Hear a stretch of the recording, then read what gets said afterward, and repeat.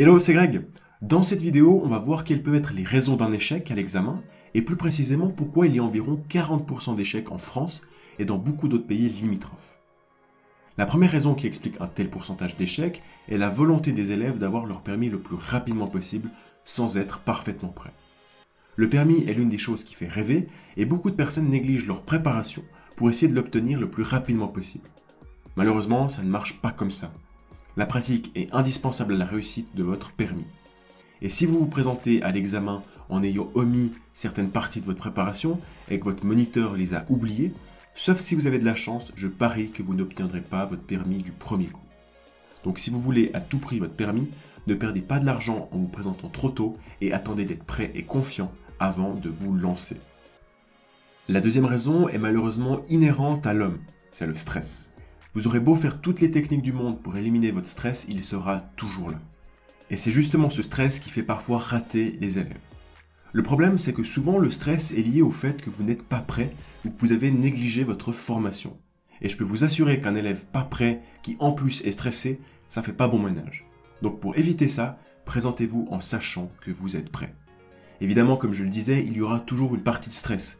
Mais si vous avez bien pratiqué, vous n'aurez qu'un stress positif qui sera même bénéfique pour votre épreuve.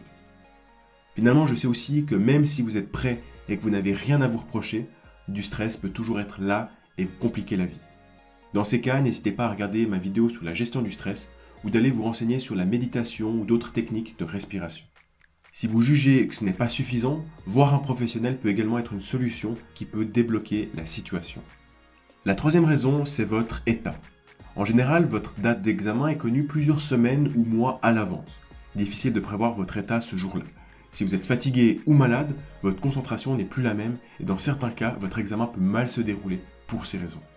Essayez de prendre soin de vous la semaine avant votre épreuve.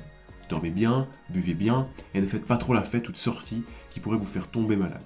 Vous aurez tout le temps de profiter après l'obtention de votre examen. Une autre raison qui explique ce taux d'échec, ce sont les conditions de circulation. Même si en théorie vous êtes censé être prêt dans n'importe quelle situation, il est vrai que certains élèves ont moins de chance que d'autres. Certains auront peut-être une météo difficile qui va réduire leur visibilité et par conséquent compliquer l'anticipation des dangers. D'autres devront peut-être faire face à des conducteurs dangereux qui peuvent leur couper la route ou les faire réagir d'une façon inhabituelle et pas forcément correcte. Donc malheureusement, on n'est pas tous logés à la même enseigne. Et on n'y peut pas grand-chose. La seule solution pour éviter ces situations délicates, c'est de conduire le plus possible pour être prêt dans la plupart des situations. Mais je sais, c'est facile à dire. Le prochain point est à prendre avec des pincettes, mais j'ai l'intime conviction que l'inspecteur ou l'humeur de l'inspecteur peut avoir son importance, ou du moins faire pencher la balance d'un côté ou l'autre. Personnellement, j'ai eu de la chance de ce côté-là. Durant près de la moitié de mon examen, l'inspecteur s'amusait avec la climatisation et la fenêtre. Donc si j'avais fait des erreurs pendant ce temps-là, et je vous rassure, j'en ai normalement pas fait, l'inspecteur aurait peut-être rien vu. D'un autre côté, si l'inspecteur vient de se faire tromper par sa femme, il sera d'humeur moins joyeuse et aura pas forcément envie de vous donner le permis. Encore une fois, c'est très difficile à dire, et ce sont probablement des cas isolés, mais il faut pas oublier que c'est leur métier, donc ils savent quand donner un permis ou non. Voilà, j'espère que ces raisons vous permettront peut-être de mieux appréhender l'examen et de le réussir. Comme d'habitude, si vous souhaitez accéder à 27 conseils pour mieux conduire et préparer votre examen grâce à des astuces, je vous ai mis un lien dans la description. Et c'est complètement gratuit.